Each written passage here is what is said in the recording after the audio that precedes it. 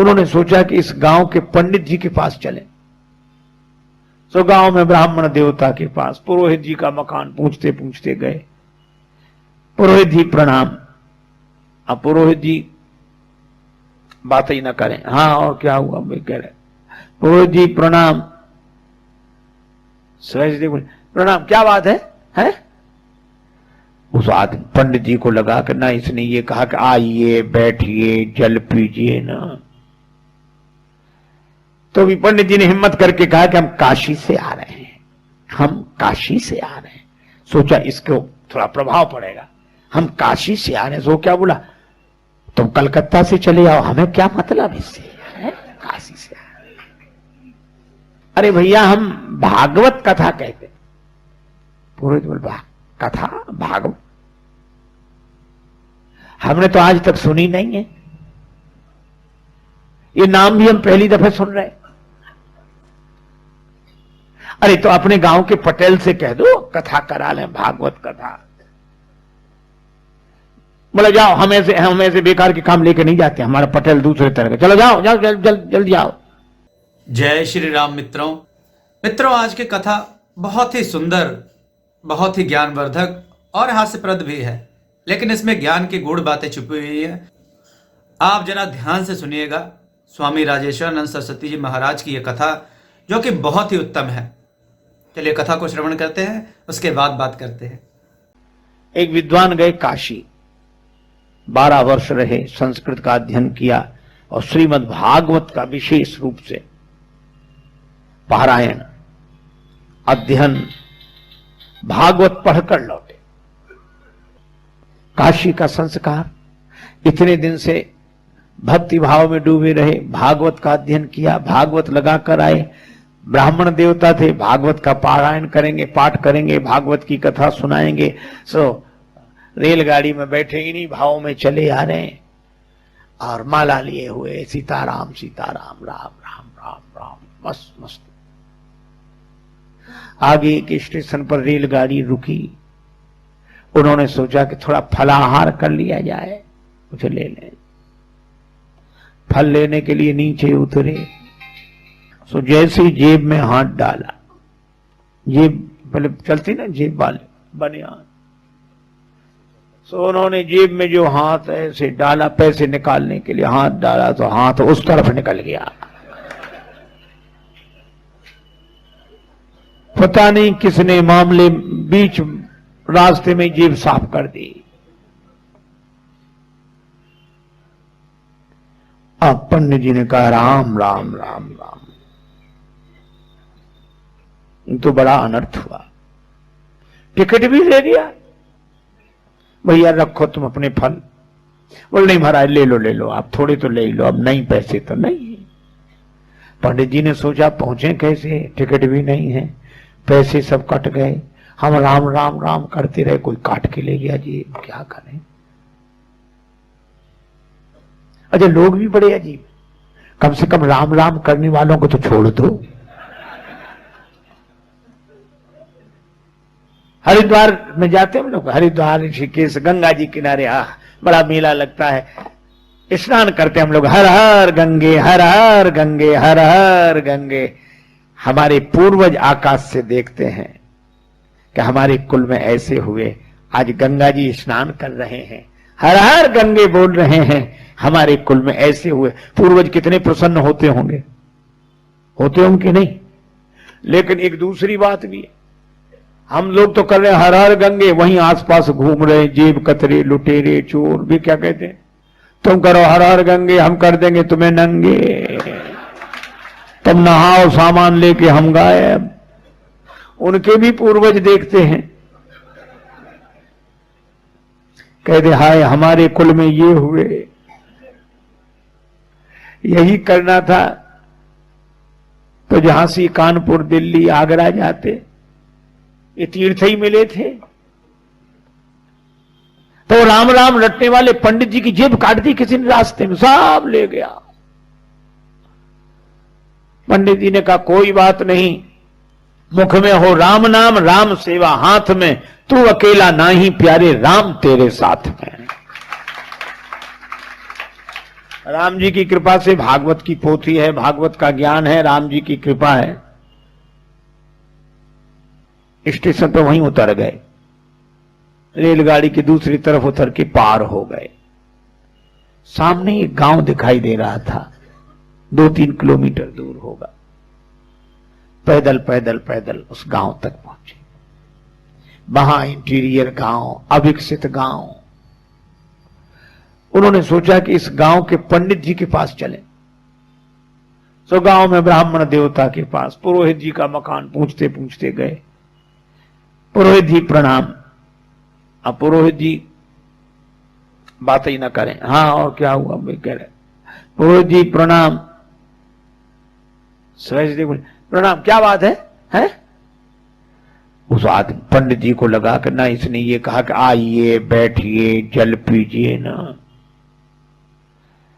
तो भी पंडित जी ने हिम्मत करके कहा कि हम काशी से आ रहे हैं, हम काशी से आ रहे हैं। सोचा इसको थोड़ा प्रभाव पड़ेगा, हम काशी से आ रहे हैं। सो क्या बोला, तुम कलकत्ता से चले आओ, हमें क्या मतलब इससे, काशी से आ रहे हैं। अरे भैया हम भागवत कथा कहते। पुरोहित बोल कथा भागवत हमने तो आज तक सुनी नहीं है, ये नाम भी हम पहली दफे सुन रहे हैं। अरे तो अपने गांव के पटेल से कह दो कथा करा लें, भागवत कथा। बोले जाओ, हमें से बेकार के काम लेके नहीं जाते, हमारा पटेल दूसरे तरह के। चलो जाओ जाओ जल्दी जाओ। पंडित जी काशी के भाव से बोले कि देखो हम भी ब्राह्मण तुम भी ब्राह्मण, लेकिन जाति को न जाने सो जाने कौन जाति को है, हमारा सहयोग करना चाहिए आपको। इतना गुस्सा आया, बोले बैठ जाओ। अब गए वो पटेल के पास। सो पटेल एक शिला पे बैठे, दरवाजे के बाहर पत्थर की शिला, उस पर पंचायत निपटा रहे थे। तब तक पुरोहित, आओ पुरोहित महाराज बैठे। पुरोहित जी ने कहा पटेल साहब एक पंडित जी आए हैं, तो भागवत कथा ऐसी नाम बता रहे थे करते हैं, भागवत कथा करा ली जाए, भागवत हो जाए। पटेल बोले कैसी बात करते हो, इतने दिन से आज तक तो किसी ने ये नाम ही नहीं सुना, आप भी किन किन की बातों में आते हो भागवत, चलो भगाओ भगाओ भगाओ उनको। नहीं, पंडित जी को बड़ा बुरा लगा कि इसकी वजह से हमको और गालियां सुनने को मिली। लेकिन तब तक पटेल साहब के 2 बच्चे छोटे छोटे नाती वही। अब उन्होंने रोना शुरू किया, क्या है? वे बोले हम तो भागवत देखेंगे, भागवत देखेंगे। उन्होंने समझा कि भागवत माने खेल होगा, जादूगर दिखाता है, मुंह से बड़े बड़े वो निकालता है और ऐसे, या बंदर नचाएगा, भालू नचाएगा, वो भागवत देखेंगे, भागवत देखेंगे। पटेल बोले चुप हो जाओ। बच्चे बोले नहीं हमें तो भागवत देखनी है, भागवत। अब भागवत सुनी जाती कि देखी जाती? तो पटेल पुरोहित से बोले जाओ बुला ले आओ उन्हें, हमारे बच्चे रो रो के परेशान है, बुलाओ जल्दी, दिखाएं कैसी है भागवत। और पंडित जी जल्दी जल्दी गए, उधर काशी से पंडित जी आए। पुरोहित बोले जल्दी करो चलो। अरे बोले भगवान स्नान तो कर ले, फिर समय से शुरू होगा मंगला। बोले जो मंगलाचरण और जी सब नहीं चलता है यहाँ। तो बोले नहा तो बोले नहीं ऐसे नहा लिया, तुम तो चलो दिखाओ भागवत कैसी है। पंडित जी समझ गए सब मूर्ख ही है ये सब। उन्होंने जल लेकर आचमन किया, ओम अपवित्रो पवित्रो वा सर्वावस्थागतो पिवा। अब पहुंचे, अपना कंबल भागवत की पोथी विराजमान। सोच रहे थे कि नहीं होगा तो आसन लगा देंगे, तिलक कर देंगे, इतना ही बहुत है, हम अपना कथा शुरू कर देंगे। पर जैसे ही पहुंचे जो देखा तो पटेल क्या बोला, इतनी देर लगाई जाती है तुम्हें, है? कब कब बुलाया, लड़कों के प्राण निकल रहे हैं, दिखाओ भागवत। पंडित जी ने सोचा लड़कों के प्राण, लड़के रो रहे हैं भागवत देखने को। पटेल बोले जल्दी दिखाओ भागवत। और पटेल ने उठे, चले गए अंदर। तो पंडित जी ने उसी शिला पे कम्बल बिछाया, भागवत खोली। अब वो पटेल के पास जो 2, 4, 5, 10 पहले से बैठे थे वो बैठे। कब चलो घर चलो, घर नहीं, भागवत तो देखो कैसी होती है। अब वो देखने के लिए बैठे भाग। अब पंडित जी ने श्लोक शुरू किए, भागवत शुरू की। अब बच्चे भी सुने तो नहीं, ऐसे देखें कि अब निकलने वाला है इसमें से कुछ। अब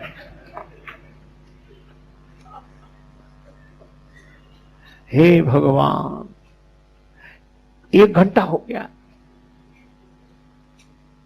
वे लोग भी बैठे, बच्चे भी बैठे, और वो जो पटेल साहब अंदर गए थे वे भोजन करके आ गए। इनसे पंडित जी से कुछ पूछा न बताया।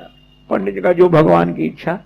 अब संयोग की बात, पटेल साहब उसी शिला पे सोते थे, पत्थर की शिला पे, यहां पंडित जी कथा कर रहे थे। सो आए, इधर उधर देखा, सो पंडित जी की जांग पे सिर रख के सो गए। अच्छा, सिर रख के सोए, सोने में कोई गड़बड़ी नहीं, पर सोने के बाद जो उनका जो शुरू हुआ, एक सज्जन कह रहे थे महाराज इसी को साउंड स्लीप कहते हैं, जो सोते में साउंड हो। अब पंडित जी बड़े परेशान, इधर भागवत, इधर इतना बड़ा सिर, पहलवान आदमी, जांग फटी जाए, और वो इस लोग कहें वो बड़ा परेशान हो गए। और फिर पंडित जी ने सोचा यही तो मुख्य स्रोत है, यही कुछ देता लेता, फिर ये तो हो कर रहा है, और इधर जांग पर ये वजन। सो पंडित जी ने हटाया। पटेल साहब भागवत हो रही है, सुन लीजिए, जीवन का फल है, पुण्य का फल है, ऐसे हिलाया। अच्छा, कोई लोगों को सोने में कोई जगा दे तो बड़ी आफत होती है, उसको कोई जगाते ही नहीं था। गांव भर का प्रमुख जो हिलाया डुलाया, अब वो जगा, लाल आंखें किए और ऐसे बड़े क्रोध। पंडित जी की तरफ देखा, पंडित जी बोले पटेल साहब जागे, भागवत सुन लीजिए, भागवत बढ़िया है, भागवत। और जो इतना कहा सो पटेल ने एक तमाचा दिया पंडित जी। पंडित जी को बड़ा बुरा लगा कि धिक्कार है, अब चाहे मिले चुले कुछ नहीं, चाहे जो कुछ होए। तो पंडित जी ने चद्दर फेंका, अंगूठ लगाए, साफ ही लगा, एक उन्होंने दिया पटेल में। अब दोनों गुत्थम गुत्था। तो जितने लोग वहां बैठे थे वो उनको अलग न करें, क्या बोले, हाँ भैया दूर हो जाओ, भागवत शुरू हुई।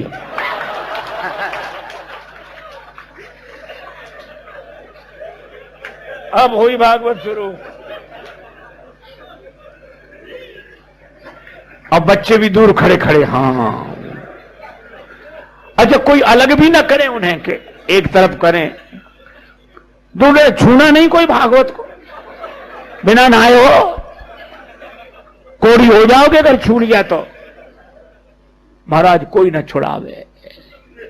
और वो गत्थम पत्थर पंडित जी होने कहते, हाँ वो उनको गांव में अनाज रखने के लिए गड्ढा सा बनाया जाता है, खोड़िया बोलते हैं उसको, खाली पड़ी थी। सो दोनों लुढ़कते फुड़कते उसी में गिरे गए।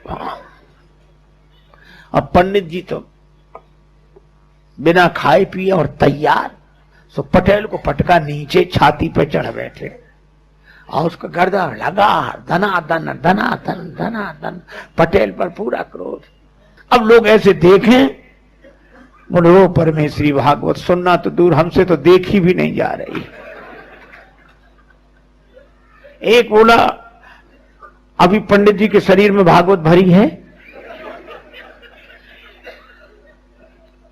पटेल पर चढ़ी भागवत। अब सब ऐसे हाथ जोड़ अलग हो जाए। अब ऐसे में पटेल का परिवार, पत्नी आई, हाथ जोड़ के बोली रोते हुए, भागवत महारानी मेरो भाग जिन फोर डारो, और मोह चाहे मारो मेरी लाज को रखैया दे। हे भागवत मैया, तुम्हें प्राण लेना है तो चाहे हमें मार डालो, पर हमारे पति को छोड़ दो। बहन बोली,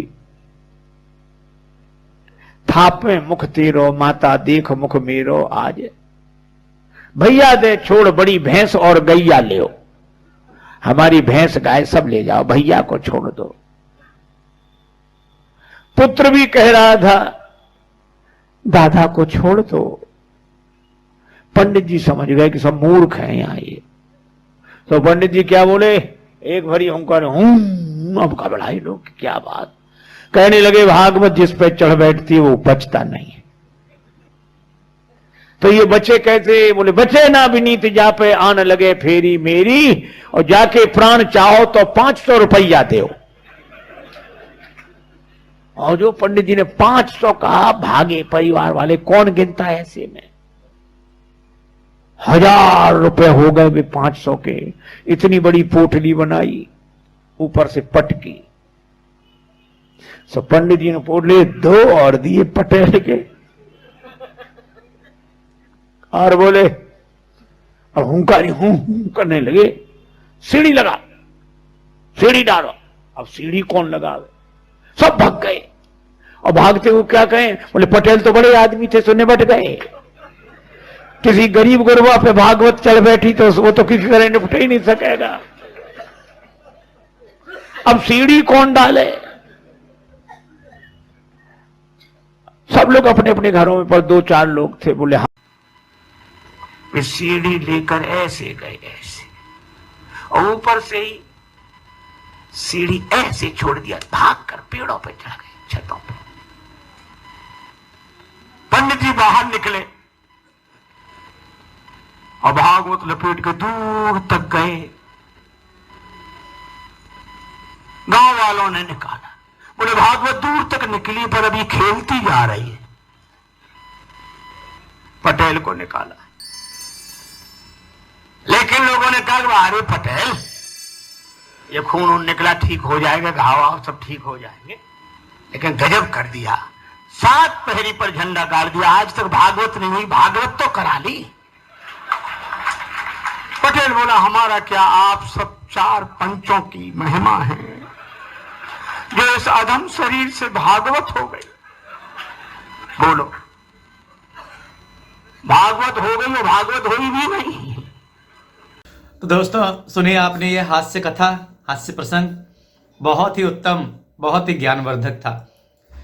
कहने का भाव यह है कि मूर्खों के सामने या नास्तिकों के सामने आदमी कितना भी धार्मिक हो जाए, कितने भी उन्हें सत्संग सुना दे, प्रवचन सुना दे, किंतु उनके ऊपर कोई फर्क नहीं पड़ने वाला।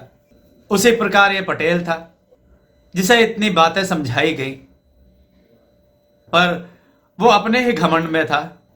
नास्तिक लोगों के साथ ऐसा ही होता है, जो किसी चीज को नहीं मानते, ईश्वर को नहीं मानते, जबकि सब कुछ निर्माण उसी ईश्वर ने किया है। उनके भीतर जो प्राण है, जो जीवन ज्योति है, वो भी ईश्वर की ही देन है, वो भी साक्षात ईश्वर ही है। किंतु ऐसे लोगों की भावना भगवान के प्रति नहीं होती। तो ऐसे लोगों को कथा सुनाकर पंडित जी ने क्या हासिल किया? उल्टा झगड़ा ही मोल लिया। तो दोस्तों आपको यह कथा कैसी लगी कमेंट करके बताइएगा। वीडियो को लाइक कीजिएगा, चैनल को सब्सक्राइब कीजिएगा, वीडियो को शेयर कीजिएगा। जय श्री राम दोस्तों।